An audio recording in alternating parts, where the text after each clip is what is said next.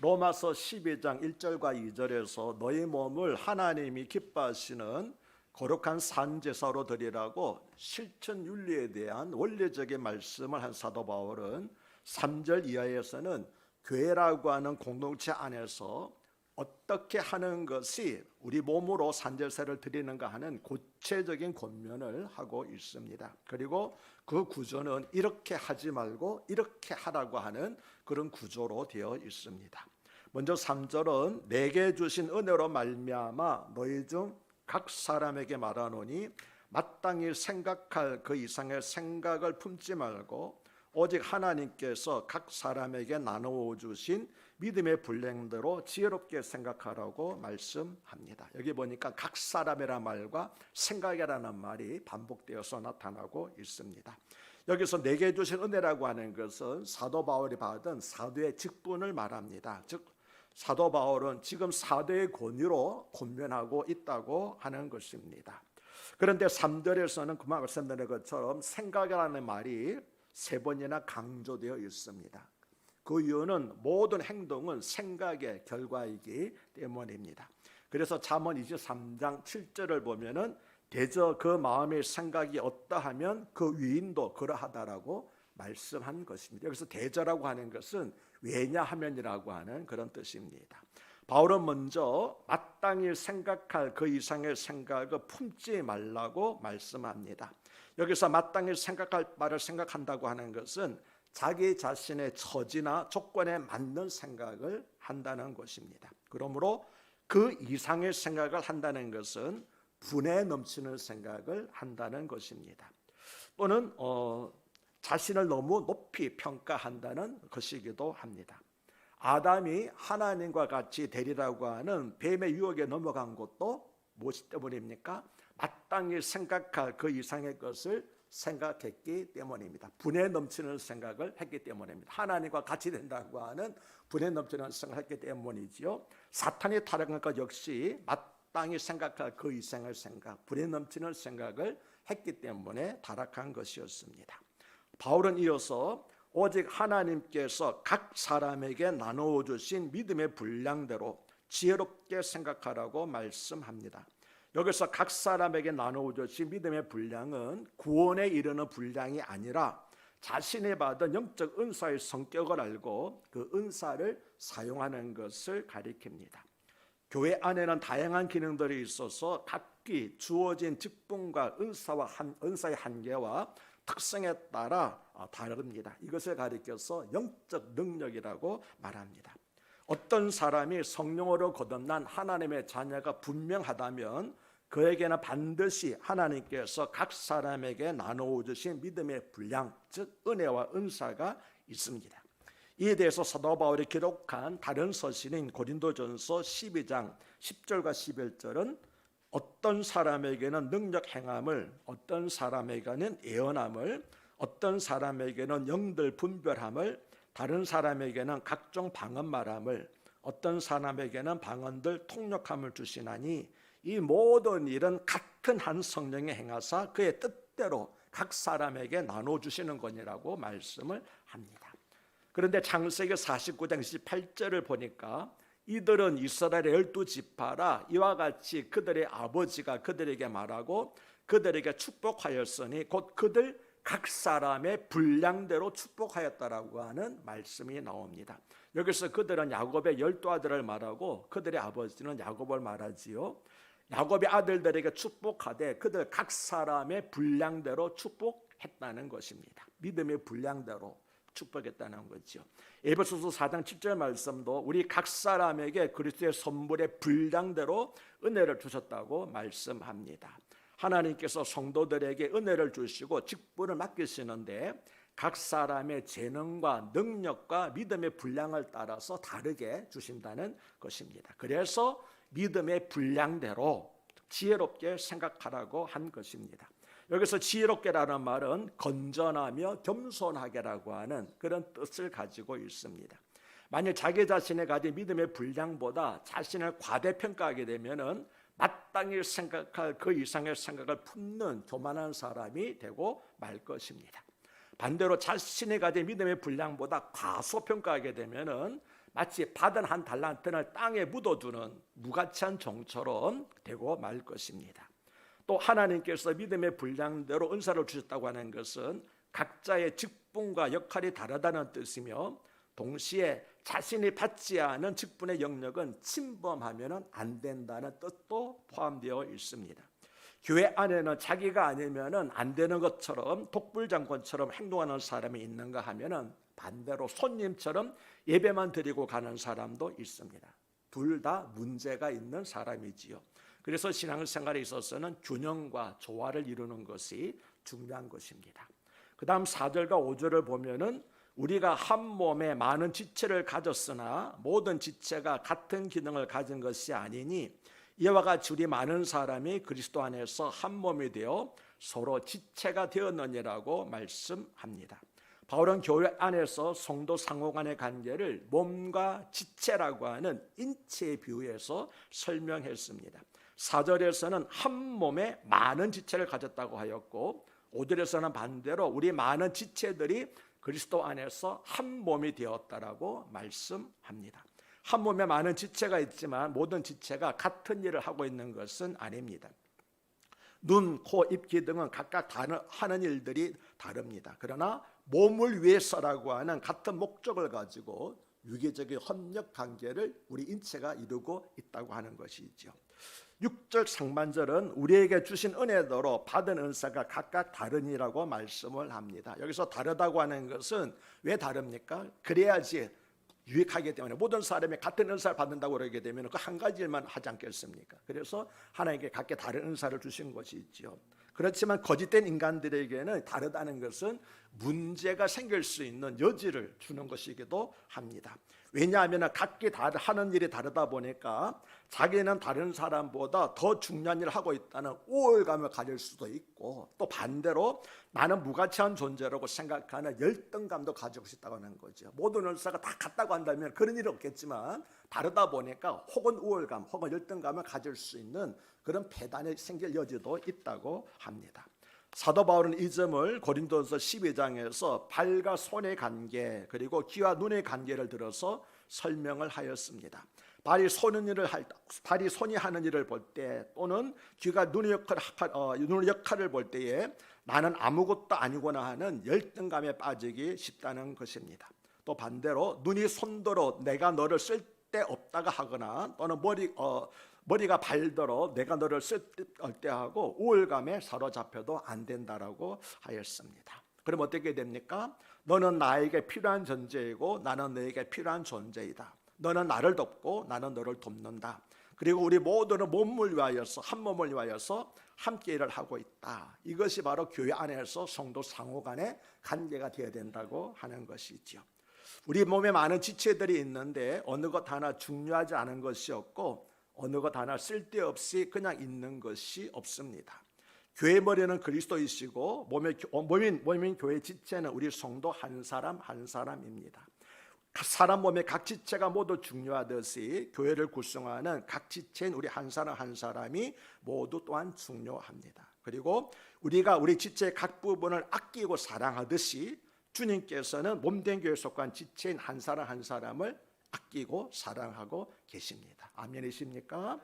평소에는 필요 없는 것 같던 맹장에 염증이 생기거나 혹은 손톱 밑에 가시가 박혔을 때 우리는 온몸의 고통을 느끼지요. 조그만 가시가 박혔는데 온몸의 고통을 느낍니다. 그리고 그걸 버려두는 것이 아니라 그 부분을 치료하려고 빼려고 그렇게 노력하고 있지 않습니까? 이와 같이 우리는 교회 안에서 별로 눈에 띄지 않는 사람들의 아픔과 고통에도 동참해야 한다는 것입니다. 우리가 한 몸 의식을 느낀다고 한다면 반드시 그렇게 해야 된다고 하는 것이지요. 그것은 교회라고 하는 한 몸이 된 공동체의 고통이기 때문입니다.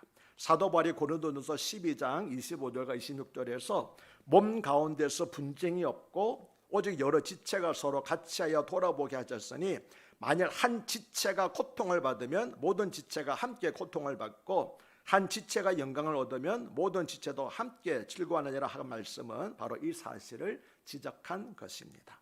교회를 몸에 비한 본문 말씀은 몸의 세 가지 특성을 들어서 교훈한 것입니다. 첫 번째 특성은 통일성입니다. 몸의 각 지체는 머리에서 지시하는 명령에 따라서 일사불란하게 각기 맡은 역할을 하고 있기 때문입니다. 두 번째는 다양성입니다. 사람의 몸을 형성하고 있는 지체의 수가 얼마나 많은지 우리가 정확히는 모르지요. 그러나 거기에는 더 소중하고 덜 소중한 것에 차별은 없습니다. 모두가 없어서는 안 되는 필요한 존재들이라고 하는 것입니다. 세 번째 특성은 협력성입니다. 몸의 지체들이 하고 있는 역할을 보면은 자신을 위해서 하는 일이 아니라 모두가 다 다른 지체들을 위해서 협력하는 것이라는 것을 알 수가 있습니다. 6절에서 8절을 보면은 우리에게 주신 은혜대로 받은 은사가 각각 다르니 혹 예언이면 믿음의 분수대로, 혹 섬기는 일이면 섬기는 일로, 혹 가르치는 자면 가르치는 일로, 혹 위로하는 자면 위로하는 일로, 구제하는 자는 성실함으로, 다스리는 자는 부지런함으로, 궁의를 베푸는 자는 즐거움을 할 것이니라고 말씀을 합니다. 여기서 은사는 하나님의 일을 감당케 하시기 위해서 우리에게 은혜로 말미암아 값없이 주신 성령의 선물을 가리켜서 은사라고 말합니다. 즉 은사는 하나님께서 우리에게 주시는 풍성한 은혜의 한 부분입니다. 그러니까 은혜와 은사를 비교할 때는 은혜는 큰 부분이고 그 은혜의 한 부분이 은사라고 이해하시면 되겠습니다. 성령의 은사에 대해서는 고린도전서 12장 8절로부터 10절과 고린도전서 12장 28절 그리고 에베소서 4장 11절에도 기록되어 있습니다. 고린도전서 12장에는 9개의 은사가 나오고 로마서 12장에는 7개의 은사가 나오고 에베소서 4장에는 5개의 은사 목록이 나오는데 이것이 모든 은사를 다 말한 것은 아닙니다. 학자들은 25개에서 50개까지의 다양한 은사들을 말하고 있기 때문입니다. 사도 바울은 다만 각 교회, 다시 말하면 로마 교회 또는 고린도 교회, 에베소 교회 형편과 처리에 따라서 그 교회에 꼭 필요하고 중요한 은사들만 말한 것이지 이것이 모든 은사의 전부라고 말한 것은 아닙니다. 사람마다 재능이 다르고 기질이 다르고 개성이 다른 만큼 하나님께서는 각 사람에게 다양한 은사들을 주셨습니다. 그러므로 하나님께서 주신 은사는 모두가 다 귀한 것입니다. 다만 기능과 역할이 다를 뿐입니다. 그러므로 우리에게는 어떤 은사를 주셨는가 하는 것이 중요한 것이 아니라 그 주신 은사를 어떻게 사용해야 하는가 하는 것이 더 중요한 것입니다. 왜냐하면 다 필요를 따라서 주셨기 때문에 어느 것 하나 필요하지 않고 중요하지 않은 것이 없잖아요. 그래서 어떤 것이 더 중요하냐 하는 것이 중요한 것이 아니라 그 받은 은사를 어떻게 사용할 것인가 하는 것이 더 중요한 우리 관심사가 되어야 된다는 것이지요. 하나님께서 우리 각 사람에게 은사들을 주셨는데 이것은 자신을 자랑하기 위한 것이 아니라 오직 하나님을 기쁘시게 해드리며 하나님의 온전하신 뜻을 분별하여 하나님의 영광이 우리 삶 가운데 나타나도록 하기 위해서 주신 것이기 때문입니다. 그런데 사도 바울이 로마 교회에 필요한 은사로서 가장 먼저 언급한 것은 예언의 은사였습니다. 그런데 이 예언의 은사는 점쟁이가 점을 치는 것과는 다른 것입니다. 예언의 은사는 성경 말씀을 올바르게 이해하고 해석하여서 회중에게 전달하는 것이기 때문입니다. 점치는 것, 예를 보니까 권사님 앞으로 이런 일이 일어날 것 같아요. 이게 아니라 이 말입니다. 이게 되십니까? 성경의 말씀을 오늘에게 적용시키는 것이 성경이 말하는 예언의 은사입니다. 예를 들면은 주님께서는 마태복음 24장 17절에서 노아의 때와 같이 인자의 임함도 그러하리라고 말씀을 하셨는데 이 말씀을 가지고 설교자가 주님께서 오실 때는 바로 이럴 때 노아의 때와 같이 오실 것입니다라고 말한다면은 바로 그 예언의 은사를 설교자가 지금 하고 있다는 말씀이에요. 이해가 되십니까? 그래서 성경 말씀을 풀어서 적용시키는 것이 예언의 은사라고 하는 것이지 점쟁이가 점치듯이 어떤 각 사람의 기륭서 장례사를 말하는 것은 그 점치는 것이지 예언의 은사가 아니라고 하는 것입니다. 그러므로 오늘날 점을 치는 것처럼 사용되고 있는 예언 은사의 오용에 대해서 경계해야 됩니다. 이를 예견했기 때문에 사도 바울은 예언에 대해서 말하기에 주의를 주기를 믿음의 분수대로 하라고 그렇게 경고한 것이었습니다. 섬기는 은사를 받은 사람은 섬기는 일을 잘 감당하는 것이 하나님께서 주신 은혜에 보답하는 일입니다. 섬기는 일이 생색이 나지 않는 일이라고 하여서 그 일을 하면서도 기쁨이 없다면은 이 사람은 은사를 제대로 잘 활용하고 있지 못하고 있는 것입니다. 또 가르치는 자는 가르치는 일로, 위로하는 자는 위로하는 일로 하라고 말씀을 합니다. 설명이 없죠. 위로하는 자는 이렇게 하고 가르치는 자는 이렇게 하라고 말씀한 것이 아니라 가르치는 자는 가르치는 일로, 위로하는 자는 위로하는 말로라고 하는 것은 그 일로 만족하고 그 일에 충성하라고 하는 것입니다. 다시 말하면 다른 사람들이 하는 일과 은사를 부러워하지 말고 그 일이 가장 주한 일로 여기고 그렇게 해라고 하는 것입니다. 가르치고 위로하는 것은 교회에 꼭 필요한 일, 어느 교회든지 꼭 필요한 은사이기 때문에 그런 것입니다. 그런데 구제하는 자에게는 성실함이 있어야 하고 다스리는 자는 지배하려고 군림하는 마음이 아니라 부지런함이 있어야 하며 긍휼을 베푸는 자는 즐거움이 그 가운데 있어야 된다고, 그래서 이런 은사들에 대해서는 설명을 하였습니다. 하나님께서 우리에게 은사를 주신 것은 서로 합력하여 선을 이루도록 하기 위함입니다. 은사의 최종 목적은 하나님의 선한 뜻을 이루는 데 있습니다. 그러므로 중요한 것은 은사를 받은 성도들이 서로 협력하는 것입니다. 성도 각자에게 주어진 개별적인 은사만으로는 하나님의 뜻을 온전히 이루지 못하기 때문입니다. 그것은 마치 우리 몸의 지체 중 하나를 따로 떼어 놓으면 아무것도 할 수 없는 것과 같은 것입니다. 본문에 나오는 은사들을 보면 혼자 할 수 있는 것들은 하나도 없습니다. 모두 다른 사람들과의 관계 안에서 행할 수 있는 것입니다. 예언하는 일도 그렇지요, 섬기는 일도 그렇지요. 다 대상이 따로 있잖아요. 가르치는 일, 위로하는 일, 구제하는 일, 다스리는 일, 긍휼을 베푸는 일들 모두가 다 관계성을 가지고 있습니다. 이처럼 성도들 각자의 은사는 다른 성도들과의 사랑의 관계 속에서 그 능력의 빛을 발하게 되는 것입니다. 그래서 에베소서 4장 12절은 은사를 주신 목적에 대해서 말씀하면서 이는 은사를 주신 목적은 성도를 온전하게 하며 봉사일을 하게 하며 그리스도의 몸을 세우려 하는 것이라고 말씀합니다. 하나님께서 성도들에게 은사를 주신 것은 성도들이 자신이 받은 은사를 통해서 다른 성도들을 섬김으로써 그리스도의 몸된 교회를 세우도록 하기 위한 것이라는 말씀입니다. 즉 다 자기 자신이 아니라 타인을 위해서, 그리고 주님의 몸된 교회를 위해서 은사가 사용되어야 한다는 것입니다. 9절로부터 13절은 사랑에는 거짓이 없나니 악을 미워하고 선에 속하라, 형제를 사랑하여 서로 우애하고 존경하기를 서로 먼저 하며 부지런하여 게으르지 말고 열심을 품고 주를 섬기라. 소망 중에 즐거워하며 환난 중에 참으며 기도에 항상 힘쓰며 성도들의 쓸 것을 공급하며 손 대접하기를 힘써라고 말씀하는데, 이 말씀은 우리의 삶에 대한 지침을 모두 12가지로 열거하고 있습니다. 첫 번째는 거짓 없는 순수한 사랑을 하라는 것입니다. 어떤 반대급부를 바라면 안 되고 체면 때문에 어쩔 수 없이 잘해주는 것이 되어서도 안 된다는 것입니다. 이처럼 거짓 없는 순수한 사랑에 대해서는 사도 베드로도 말씀하였는데, 베드로전서 1장 22절을 보면은 너희가 진리를 순종함으로 너희 영혼을 깨끗하게 하여 거짓이 없이 형제를 사랑하게 이르렀으니, 순수한 마음으로 사랑하게 이르렀으니 마음으로 뜨겁게 피차 사랑하라고 말씀합니다. 두 번째는요, 악을 미워하라고 말씀합니다. 예수 그리스도를 믿고 어렵게 된 사람은 악과 결발하기로 결단한 사람이기 때문입니다.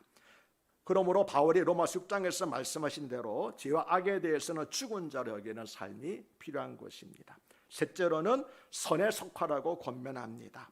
악이 어둠이며 사탄이 다스리는 영역이라고 한다면 선은 빛이며 하나님이 다스리시는 영역이기 때문에 그 선에 속해야 된다는 것이죠. 네 번째는 형제를 사랑하여 서로 우애하라고 말씀합니다.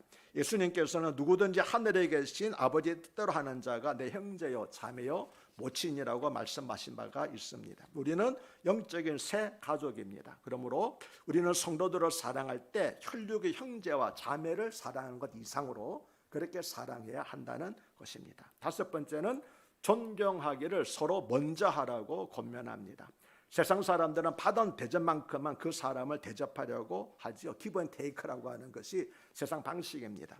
그러나 우리는 비록 어떤 사람이 자신을 싫어하고 미워할 때도 존경하기를 먼저 할 때 아름다운 신앙 공동체로 바뀌게 될 것입니다. 여섯째는 부지런하여 게으르지 말라고 권면합니다. 교회 일은 나의 이익에 직접적으로 연관되는 일이 아니니까 하는 마음으로 돌아보지 않을 때 우리는 하나님의 일을 게을리하는 악하고 게으른 종이 되어서 하나님의 책망을 받게 될 것입니다. 일곱 번째는 열심을 품고 주를 섬기라고 하였습니다. 바울은 고린도전서 4장 2절에서는 맡은 자들에게 구할 것은 충성이라고 말씀을 했는데, 충성이라는 것은 무조건 복종이잖아요. 사지로 가라고 그러게 되면은 충성하게 되면 내가 죽는 데까지 가겠다고 하는 거. 그래서 열심을 품고 주를 섬기라고 하였습니다. 여덟 번째는 소망 중에 즐거워하라고 권면했습니다. 하나님의 나라를 바라보는 사람이 소망이 없고 낙담과 좌절만 있다면 이것은 잘못되어도 한참 잘못된 일이 아니겠습니까? 그러므로 성도들은 소망 중에도 즐거워함으로 믿음이 연약한 다른 성도님들에게 소망을 풀어놓아줘야 할 사명이 있는 것입니다. 아홉 번째는 환난 중에 참으라고 하였습니다.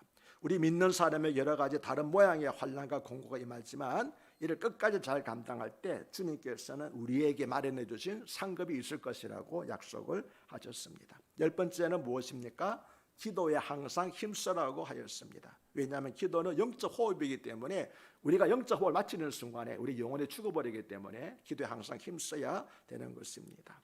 데살로니가전서 5장 16절에서 18절은 항상 기뻐하라, 쉬지 말고 기도하라, 범사에 감사하라, 이는 그리스도 예수 안에서 너희를 향하신 하나님의 뜻이니라고 말씀을 합니다. 쉬지 말고 항상 기도하는 것이 하나님의 뜻이라고 하는 것이지요.